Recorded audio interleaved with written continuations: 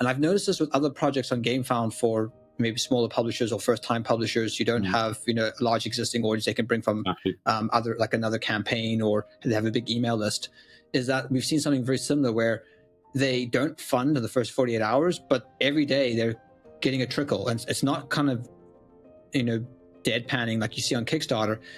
I think in Kickstarter, there's so many projects that if it hasn't funded in the first 48 hours, there's so many other projects to look at, and you can kind of just wash your hands. Also on Gamefound, I think there's a far less number of projects, so people, they might not see your project hasn't funded, but they might reconsider it later if they see it again popping up, and it probably will pop up again because I think a lot more people understand crowdfunding on Gamefound. Maybe it's a more kind of hardcore audience, so they understand that, okay, well, this is actually making progress and that it's likely to get a boost of the 48 hours, and I see that there's a lot of communication here. So I think the funding that we often see on Kickstarter shouldn't be applied to Gamefound. I think they are different platforms and they have different users with different kind of trends. So it's been very interesting that the kind of trends on Kickstarter and on Gamefound have been very different.